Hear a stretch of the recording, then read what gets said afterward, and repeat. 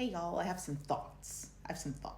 So, I was on Instagram and I was going through my DMs. I am so sorry for everybody who has DM'd me at some point, and I either am just getting back to you or I have not. I have hundreds that I have not gotten back to. That's a me issue. I'm working on it. But I was getting back to a friend of mine who, like, we talk all the time on the phone. Like, we call, but like, I'm not good at responding to anyway, once again, I'm working on it. But in our DM thread, she sent me this. And I would like to talk about it because I think that this is a much larger conversation. So this says, I'm just a girl. No, silly, you're the reason why I believe that true female friendships without jealousy or competition actually exist. I love you. And this is my little buddy. Her name is Maria. She's precious. And so I saw this and I said, Biddy, I love you. But I do want to take a moment to talk about how there's so much unfortunate, truth in this. Like, it's a beautiful thing to say. It's a beautiful thing to say. And I say that it's an unfortunate truth because it made me realize that a lot of women don't experience friendship without jealousy or competition.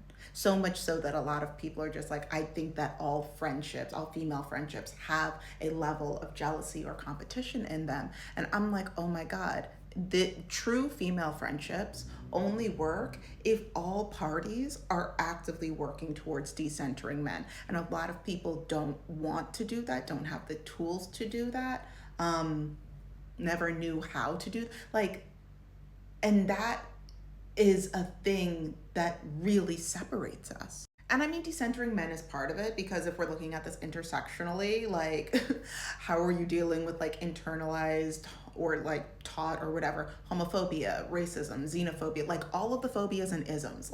These are things that should actively be deconstructed in order to create more variety of the kinds of female friendships. But once again, not everybody is interested or open or knowledgeable about doing that kind of work to create the kind of community that is necessary for individual and communal thriving. So first of all, hi, for those of you who are new here, my name is Shayna. I'm a journalist, and on this platform, I talk a lot about decentering men and child-free living. If any of that sounds like a vibe, please like, share, and subscribe. If you think you're subscribed, double check.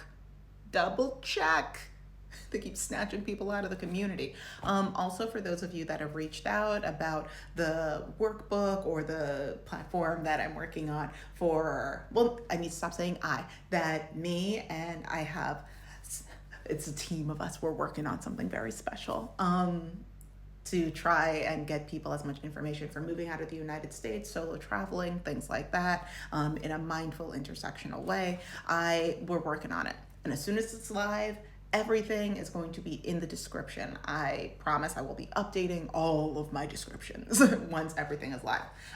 But for now, let's dive back into this. So y'all remember how I keep talking about this three-headed hydra, and the hydra is patriarchy, white supremacy, and capitalism. So we are going to be focusing on the patriarchy and the capitalism that is insidious, detrimental, destructive to female friendships in this video. So let's start with talking about capitalism and how capitalism ruins female friendships. So capitalism shows its head as competition.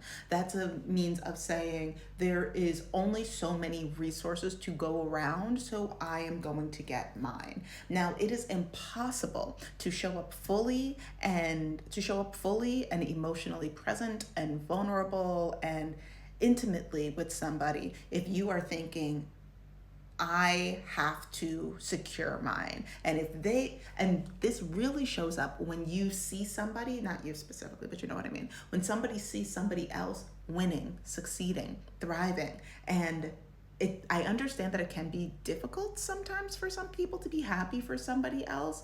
And not to say that jealousy is automatically a bad thing. Jealousy can be more of just an indicator of, oh, you have something that I would like. And then you could use that as the impetus to start working towards building your own security or getting the thing or the whatever resource that is that you feel like you want or need in your life.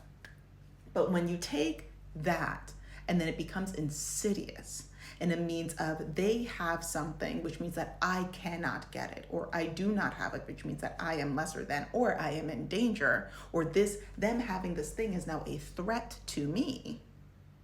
There's no way for a friendship to survive in that environment. And I find this especially prevalent in the workplace, and especially prevalent when there is a Black woman present in the workplace. But that is where that hydra starts to come in, of white supremacy and capitalism.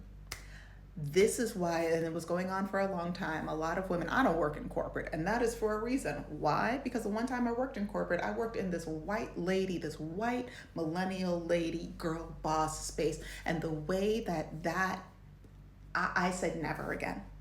Never again. So when there was super popular for Black women to come online, when people were talking about, oh, would you man or the bear? And then Black women were saying, well, would you rather work with a white woman as your supervisor or a white man as your supervisor? It's another way, the tensions between Black women and white women in the workplace, where unfortunately we have to consistently navigate aggressions. We're not calling them micro. It's the capitalism. It's the capitalism that is keeping us separated, along with the white supremacy. Because it's not just, oh, this woman has something that I need, or this woman is getting more attention, which also taps into the patriarchy, depending on like who's attention from who. But then it's, oh, this Black woman is getting something that I don't have. Cutting relationships up, creating trauma is just that. But then you get the patriarchy involved more intimately, because male attention is often marked as a resource to women. It's marketed as a resource to women. Is it? Is it marketed as such? Yes. Yeah. So very few came to ask why, or to start deconstructing why this kind of attention is marketed as such a resource, why we are made to feel like we need to crave this thing. Once you start deconstructing it, then it is more easy to meet a woman face to face for who she actually is without bringing the hydra along with you. A lot of people don't want to do that work though.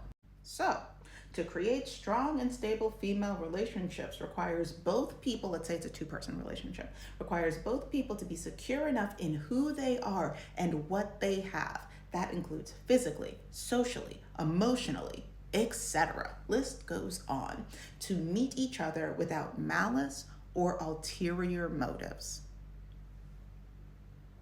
I know, it's a fascinating amount of work that needs to be done to create long-standing, sustainable relationships. And the less marginalized you are, the more of that work you have to do, especially as it relates to white supremacy. I know, but let us continue. Because women that are patriarchal or male-centered, we also see them as pick-me's, are dangerous. I have a whole bunch of videos talking about how pick-me's have been dangerous throughout history. I will tag some up here in case you have not seen. They are literally dangerous and a threat to your life, well-being, and safety. And women that are capitalist in their relationships will suck you dry of energy, because that is a resource, and of opportunities, because that is also a resource. And they will make you feel guilty for winning. Why? Because you have something that I don't have. And capitalism is all about who has and who does not have. Fascinating, isn't it? And I wish that more of us were putting this kind of work into our female friendships and not just into our romantic relationships. Because when the romantic relationships end, people come flocking back to their friends. And I didn't even touch on in this video the way that so many of us lose friends to romantic relationships. It doesn't have to be that way. You don't have to choose. But a lot of people, once a man enters, if you're dating men and a man enters into the space, they will center that man, which means they will push their female friends to the outskirts of their lives. It is fascinating. Anyway, I'd love to hear your thoughts on this. Please include them in the comment section. And for the love of God, especially if you're in the United States, stay safe out there.